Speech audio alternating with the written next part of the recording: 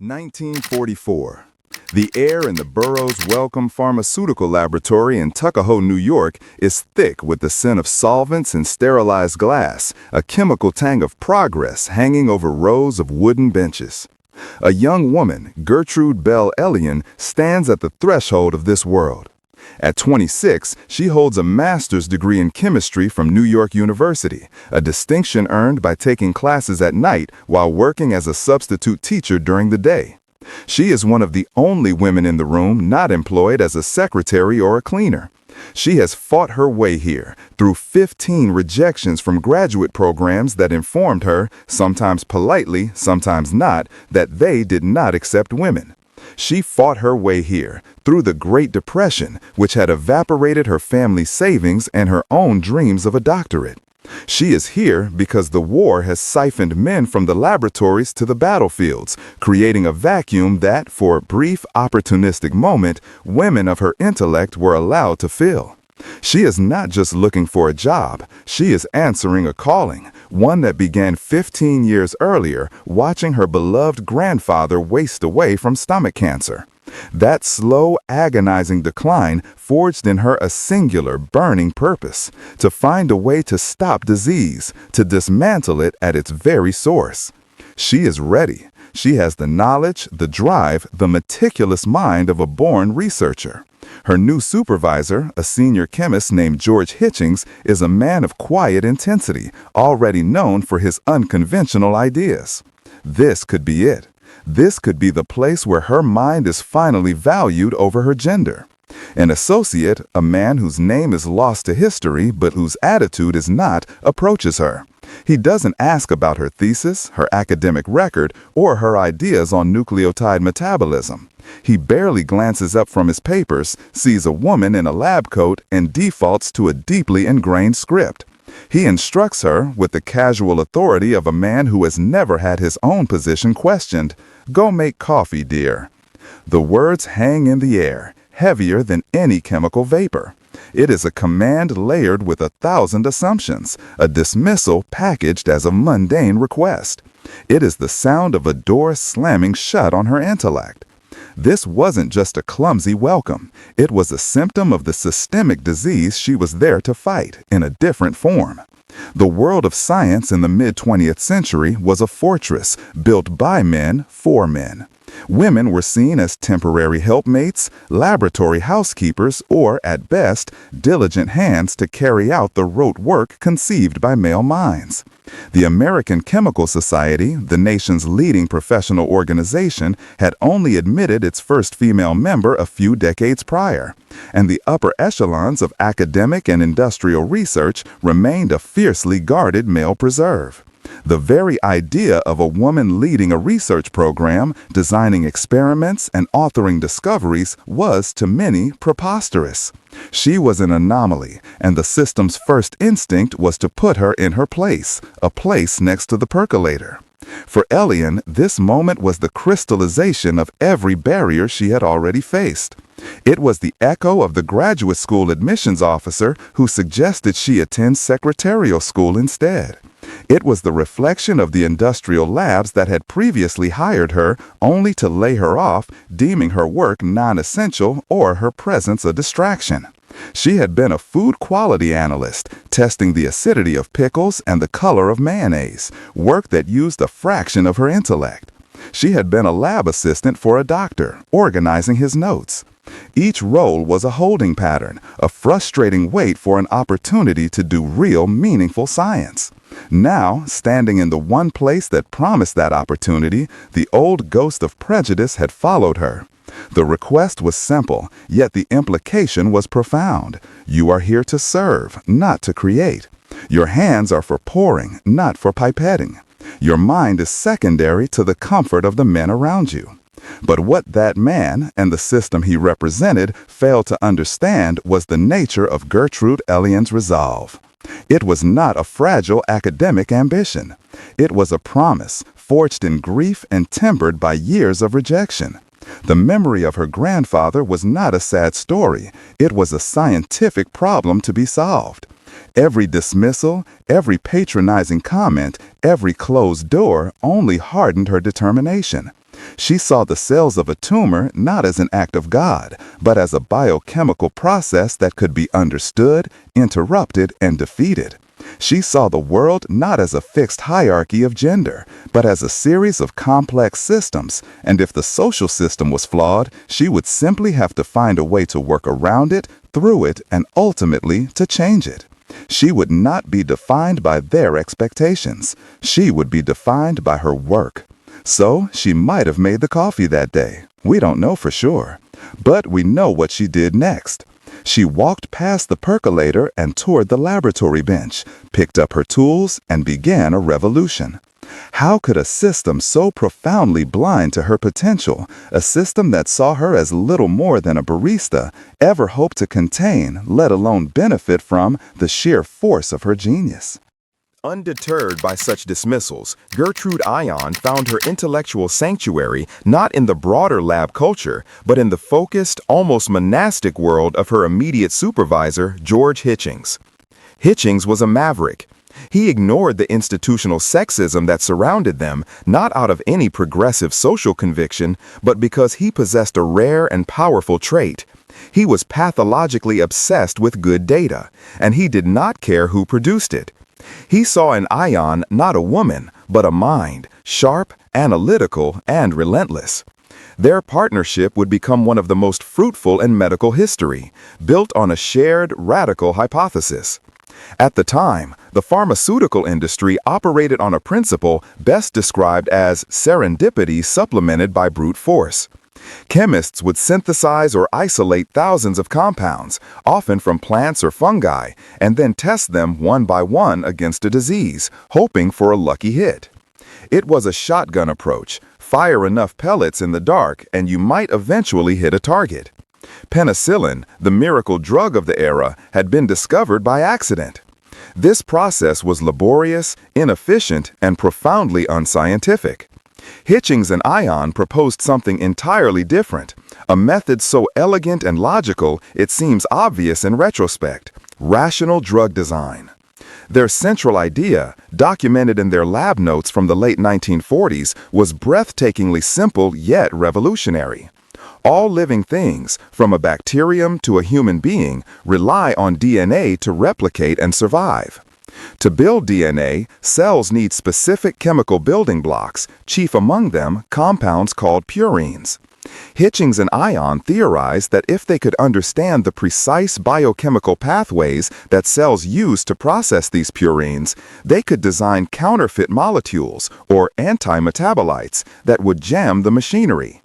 More importantly, they wagered that the cells they wanted to kill, like bacteria, viruses, or cancer cells, were metabolically different from healthy human cells. They were hungrier, faster replicating, and often used slightly different enzymes. This subtle difference was the key. They could design a smart bomb molecule that would be preferentially taken up and used by the diseased cells, killing them from within, while leaving healthy cells relatively unharmed. This was no longer a game of chance. This was cellular espionage. It required an almost superhuman level of patience and precision. For years, Elion and Hitchings painstakingly studied the life cycle of microorganisms, meticulously charting their metabolic pathways. Elion became a master of this domain, synthesizing and testing hundreds of purine analogs, tweaking their chemical structures one atom at a time to see how it affected their biological activity. Their first major target was a devastating one: acute lymphoblastic leukemia, a cancer of the blood that, in the 1950s, was an almost certain and rapid death sentence for children. Doctors could do little more than offer palliative care as the disease ravaged their small bodies. Elion and Hitchings knew that leukemia cells were defined by their out-of-control proliferation. They were DNA building factories working in frantic overtime, and therefore they were desperately hungry for purines. This made them a perfect target for an anti-metabolite. In 1951, after synthesizing over 100 compounds, Elion created a molecule designated compound 57-322.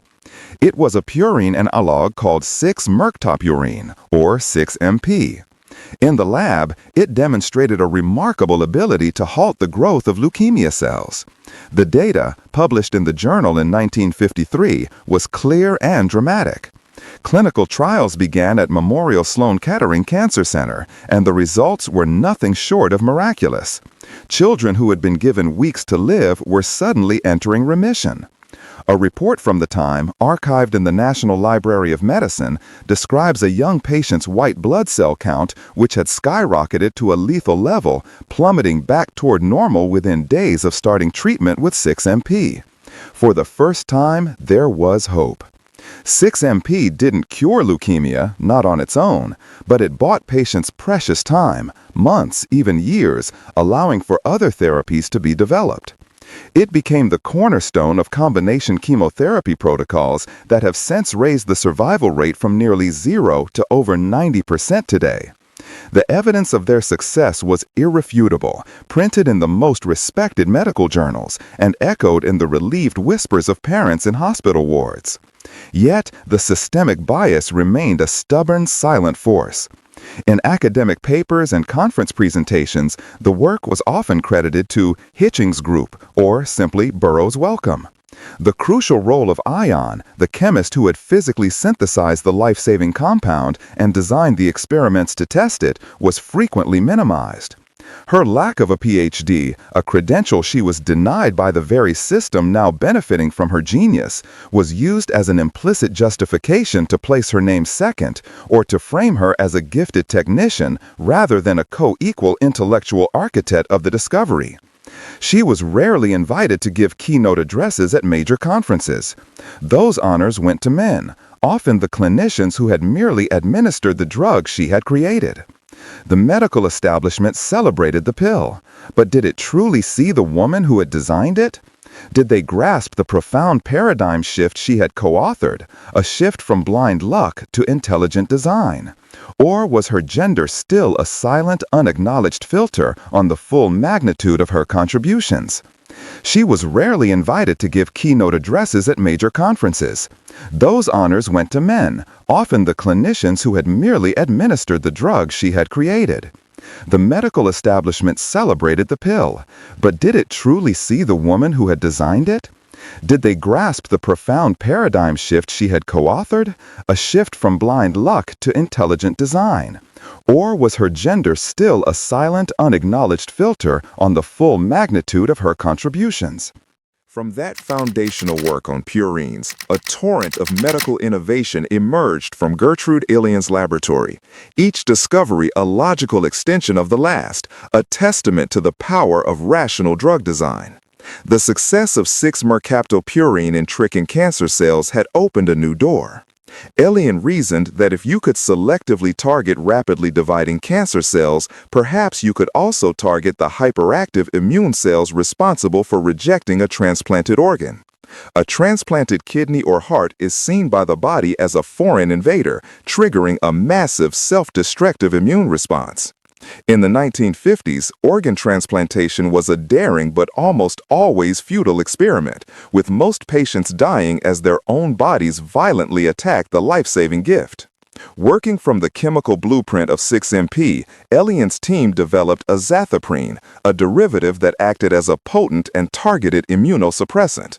It effectively told the body's defense system to stand down, to tolerate the new organ. The results, documented in clinical trials led by pioneers like Roy Cowan in the UK and Joseph Murray in the US, were transformative. For the first time, organ transplants became a viable long-term therapy. Azathioprine made the modern era of transplantation possible, saving hundreds of thousands of lives. Her intellectual quest then turned from human cells to invading microbes. Viruses, long a scourge of humanity, were notoriously difficult to treat. Unlike bacteria, they weren't fully independent organisms. They were hijackers, inserting their own genetic material into our cells and using our own cellular machinery to replicate. Most drugs that could kill a virus would also kill the host cell, making the cure as deadly as the disease. But Elion, ever the biochemical detective, saw an opening. She focused on the herpes simplex virus, the cause of cold sores, genital herpes, and life-threatening encephalitis. She knew from her research that the herpes virus brought with it a unique tool, a specific enzyme called thymidine kinase, which was different from the human version of the enzyme. This was the vulnerability she had been looking for. She designed a molecule, acyclovir, that was inert and harmless as it floated through the human body. However, when it encountered a cell infected with herpes, the unique viral enzyme would activate it, turning it into a potent DNA chain terminator. It was another smart bomb, a molecular Trojan horse that only the virus itself could arm. Once activated, it would be incorporated into the virus's replicating DNA, immediately halting the process. The drug was remarkably effective and had minimal side effects as it left healthy human cells untouched. Acyclovir, first marketed as Zovirax, became a blockbuster drug and the first highly effective antiviral agent, heralding a new age in the fight against viral diseases. This same strategic thinking laid the groundwork for one of the most critical medical battles of the 20th century. When the HIV/AIDS epidemic emerged in the 1980s, the world was in a panic. The virus, a retrovirus, was unlike anything scientists had seen before, and there were no effective treatments. Researchers at Burroughs Wellcome, using the principles and methodologies that Elion had pioneered for decades, began screening compounds that could inhibit the virus's unique enzyme, reverse transcriptase. One of the compounds they tested, azidothymidine, had actually been synthesized in the 1960s as a potential anti-cancer drug, but was shelved. The team, now led by her protégés, applied Elion's rational approach, proved AZT was effective against HIV, and rushed it through development. While she was not directly involved in the final discovery, AZT was a direct descendant of her intellectual lineage, a product of the scientific paradigm she had built. Across a career that defied every expectation, Gertrude Elion was the named inventor or co-inventor on 45 patents, a driving force behind the discovery of 45 life-saving drugs, all without ever obtaining a formal PhD. Finally, on October 17, 1988, the scientific world could no longer offer muted applause or secondary credit. The phone rang in her North Carolina home. It was the Nobel Committee in Stockholm.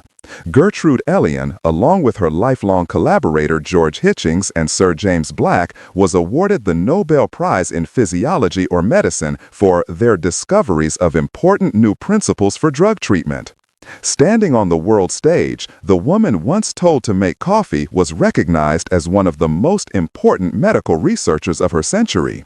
The Nobel Prize wasn't just a validation of her work, it was a quiet indictment of the system that had tried to sideline her. Her story is a monumental testament to the power of a single determined mind. But it also forces us to look into the shadows and confront an unsettling question. Her genius was so profound, so persistent, that it eventually broke through the barriers of prejudice. But how many others weren't so lucky? How many other potential cures, how many other Nobel-worthy minds have been lost to the world forever because society refused to look past a gender, a race, a lack of a degree, or a dismissive, soul-crushing command to simply go and make coffee?